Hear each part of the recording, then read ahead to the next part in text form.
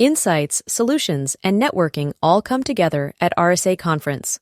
Join a global cybersecurity community at rsaconference.com/ITSP Mag 24.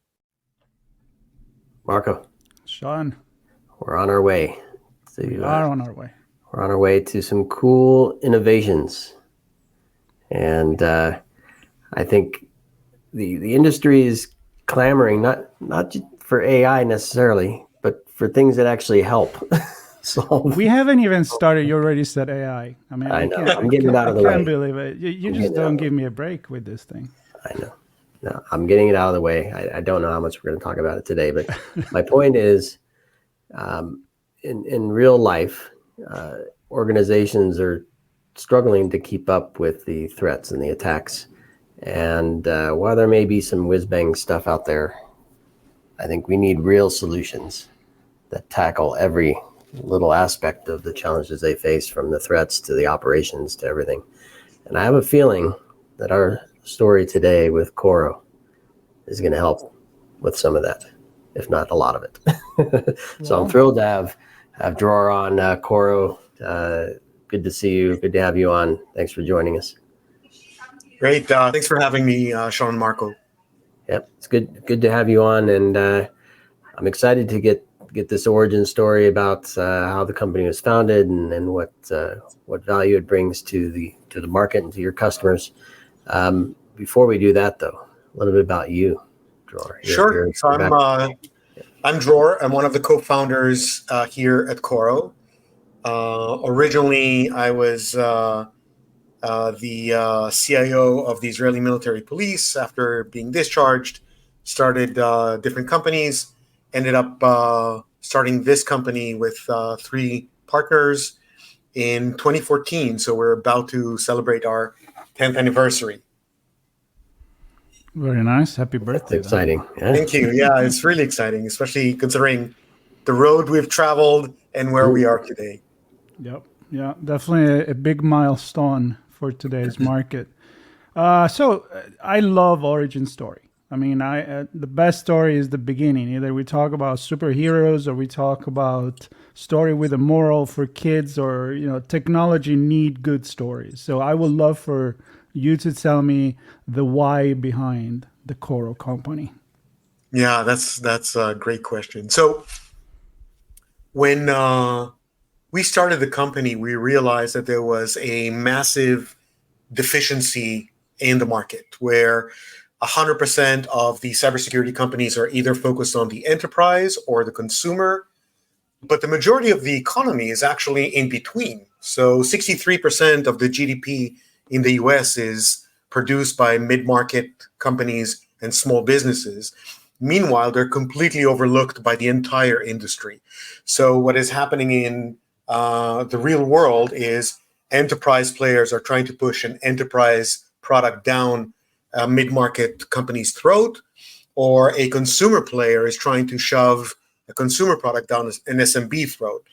And we felt that, first of all, that just leaves a huge swath of the economy completely unprotected for real. And secondly, we felt that we should be the ones to come in and change the rules of the game, and we have. And that's really how the company started. And that is actually why we've been growing like we have. We've been growing 300% year over year for the last 5 years straight. We've raised just over $280 million in funding over the last 3 years. And the main reason is because we're solving a problem nobody else cares about. It's not that they couldn't solve it, it's they just don't care.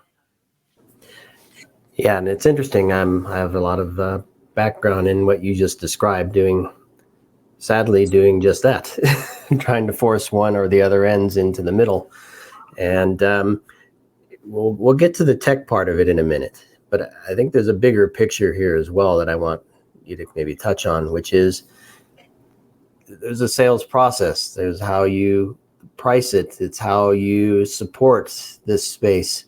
It's yeah, I mean, it's the whole operations. Do they have the right staff to support the solution? So talk to me a bit about this space in the middle, the mid market. Yeah, Some of the yeah. things they need that they're not being served through some of the other players. Yeah. So you touched on a couple of the key things when we sat around the design table and said, okay, so why not sell an enterprise product into the mid-market? We realized that there are three things in the mid-market and in small businesses that are very, very different fundamentally than a large enterprise. One, normally they will not have a dedicated cybersecurity team. It's IT. If they even have an IT team, many times they outsource IT completely. But if they have an IT team, the IT team is the organization that actually supports cybersecurity, in addition to everything else they have to deal with as an IT team. That's one. The second thing is they have a very limited budget. So they play what we call threat roulette. They know that they only have this much budget, and they basically place bets on what threats they think are going to be the most vulnerable for them, knowing that they're leaving other areas of the security landscape or the threat landscape open. Um, and three, it's all about complexity. So the cybersecurity industry has done a great job of convincing everyone that it's super complex and you need very specialized tools for very different threat vectors or threat actors or anything of that sort. And it's a very self-serving way of looking at cybersecurity, because that way you and the analysts and everybody plays this in this pool of specialty. What that generates is an enormous amount of complexity. And for a mid-market company that is, or a small business that are struggling to stay afloat business-wise, it's so difficult for them to now deal with this complexity. So our entire approach was solving for these three things. One, instead of having numerous different products that you need to buy, install, maintain, configure, and make sure that they work together and don't contradict each other and so on and so on, it's one platform. It's what we call the power of one. It's one platform that has one dashboard, one pane of glass that you work through, and one endpoint agent that covers everything that you would need, starting from endpoint protection and DLP at the endpoint and security posture of the device and MDM and so forth and so on. One endpoint agent, one dashboard, one platform, and that's all you need to know. And there's 14 different modules that you can turn on and off as your needs change over time. That's exactly what I was like when I looked at your website and your model. And I was like, I wish I could have this module approach to almost everything I own, right? Because you buy this thing and it comes with the whole bundle. And I'm like, I don't need maybe 80% of that stuff. So I really like that approach. Tell me a little bit more about that. So one of the things that we've discovered was that the mid-market in general, because they don't have the staff, they just want to know that they're protected, right? And in order to be protected, they're being told that there is a list of things that they need to worry about, whether it's endpoint protection or data governance or cloud protection, or of course, email, user protection, abnormal behavior protection, all of these different things. What we've done was we created a module for each one of those areas, and we allow them to simply turn on and off on demand what it is that they want to protect. A great example, for example, is data governance. When you look at data governance today, a lot of this is driven by government regulations or insurance regulations, where a company needs to have data governance in order to comply either with government regulations or to be able to get cyber insurance. What we've done, it's really normally super complex with scripting and dictionaries and classifications and all that. we took all of that away, and we basically asked the customer, do you want data governance? What data do you want to govern? And where do you want it governed? And once you define these three things, whether it's on the endpoint, in the cloud, in your email, in storage, doesn't matter. You just turn it on and it just happens magically. You don't need to configure it. You don't need to write scripts that identify what kind of data you need governed. Excuse me. So going back to the original statement I made, it's not only about consolidation and making it a power of one, it's also making it very simple to digest, because my customer, the mid-market and the small businesses, don't have the time to deal with the complexity of the traditional cybersecurity, tiered, multi-product, multi-vendor concepts at all. But Sean, you touched on something else earlier, which was also around affordability, right? So as I said before, one of the things that we came to the table with was we looked at this and we said, what is most difficult? And one of the things was pricing.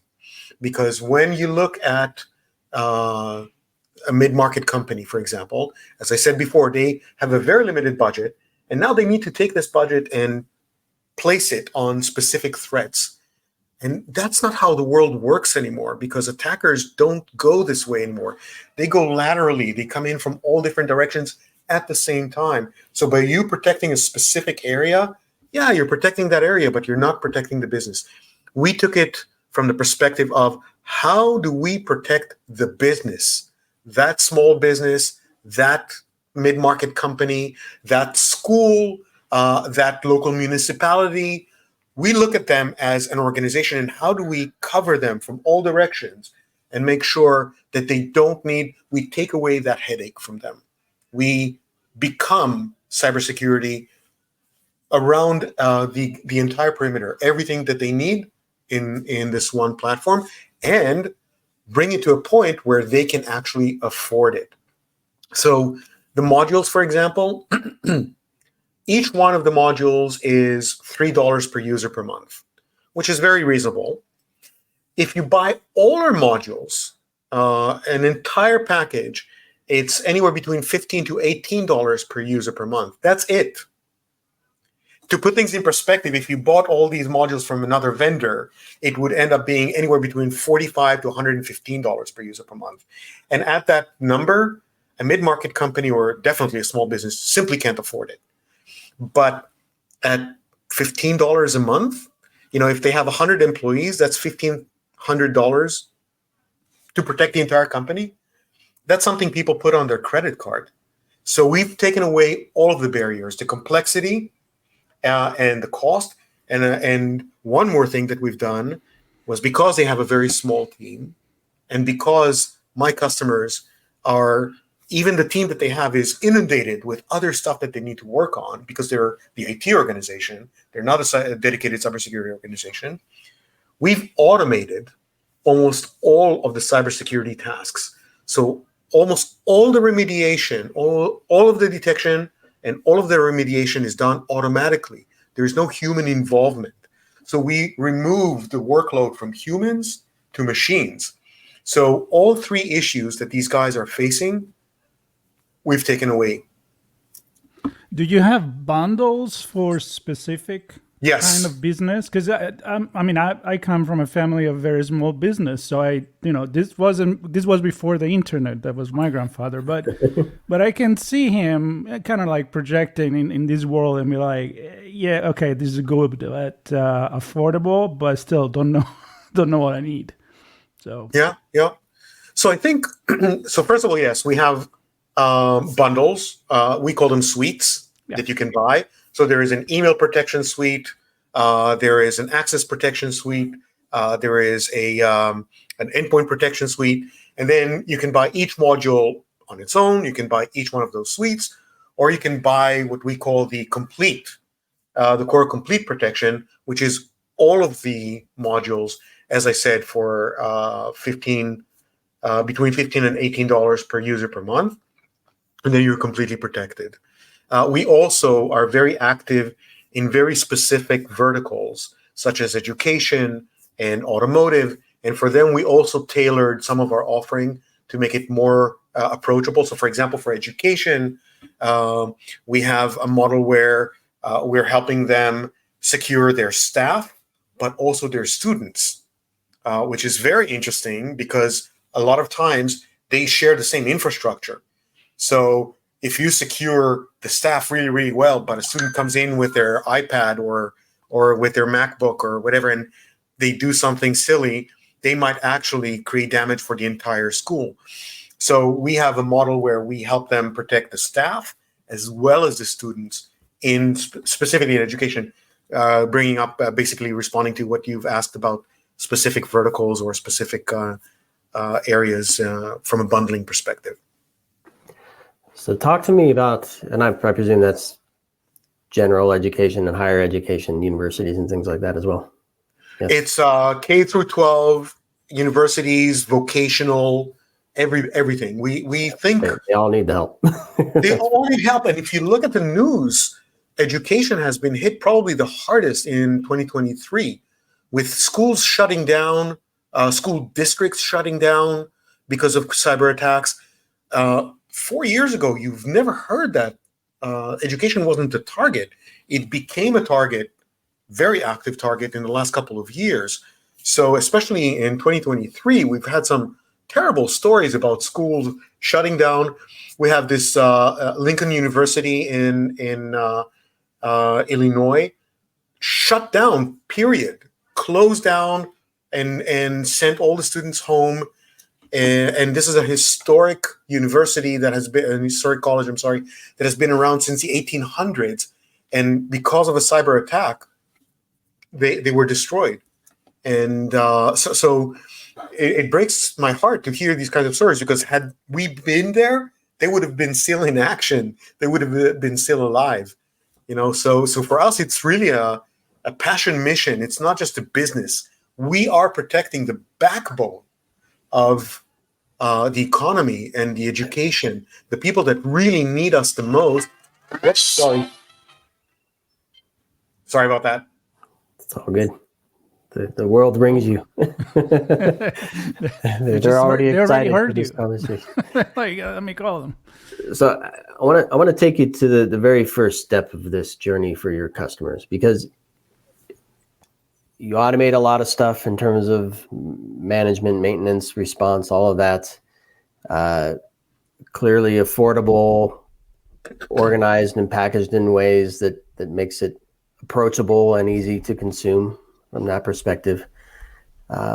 Presumably some information to help them kind of navigate that, but there's still I need help just to figure out what is my scope, what is my exposure, how should I take the first steps? Because I may not be able to go the full suite to start. I might need to start small because my team is small. So how do you work with organizations that need that very first step support, either directly or through partners in the channel, or however you help? Yep.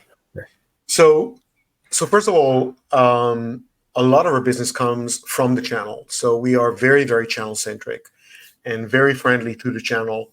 And right now, about 72% of our business comes from our partners. So we love them and we treat them like royalty that they are. So one of the things that we do is we help them both from an education perspective. The onboarding process for a partner, for example, has a lot of education that we provide completely for free as part of the package, of helping them identify what are the things that they need to do with their customers. If it's a direct customer, so we do an onboarding with them as well, in which we figure out exactly what they need and help them get that exact match of what they need in their own landscape. But in addition to that, we have what we call modular managed services. So we have a managed service offering that if a customer or partner don't really know how to operate or don't want to operate cybersecurity, we can operate this on their behalf. So we have like managed detection and response, for example, MDR. Exactly. So it's a managed service that runs that is US based. and can respond to events and requirements, and make sure that the partner or the direct customer are protected in the right way that they need to be. Well, it sounds good to me, Dror, and I'm excited to see you in San Francisco. You're going to many events this year, but most imminent one is the RSA conference, so we'll see you there. Correct. And I know you're gonna be chatting with customers and partners and investors and all kinds of folks to continue your journey to help this very important space. And I'm really excited for our deeper dive chat. We're going to get into I'm looking forward to it on Thursday. We scratched the surface on the tech during our broadcast alley conversation. We're going to get into, well, how does this fit into the bigger IT program? How do teams with and without security work with you and solve some of the problems? We're going to get some use cases, some stories from you, the outcomes, right? What's the benefit of working with Coro? So I'm really excited for that. We're going to do that on Thursday, and that's in the broadcast alley there in the afternoon on Thursday. So I'm super excited for that, and I encourage everybody to stay tuned for that episode. It's going to be fun. I'm looking forward to meeting you in person there. And the reason why we do this is that we are aware that not everybody is going to be in San Francisco. It would be a mess if everybody in the world would be in San Francisco. But we're going to go there. We're going to have the conversation that matter, and hopefully you can get the benefit of this knowledge that we're going to share with you, all of you, by going there and meeting people like Dror and many more. So you guys stay tuned. Coro's there on behalf of the mid-market. How's that? Exactly. We are representing. Very, very cool. Exciting. And it's about to happen. So safe travel, everybody. And everybody else listening, stay tuned for chapter 2 of Coro. Yes. Thank you very much, Sean and Marco, for having me. I appreciate it. Absolutely. And those listening and watching, you don't have to wait for the next conversation. Go ahead to coro.net and connect with the team there. And if you happen to be in San Francisco, come with questions. Come with an eye for a solution from Dror and team. All right. Thank you, everybody. Stay tuned. We'll more to come from Coro and ITSP Magazine. Insights, solutions, and networking all come together at RSA Conference. Join a global cybersecurity community at rsaconference.com/ITSP Mag 24.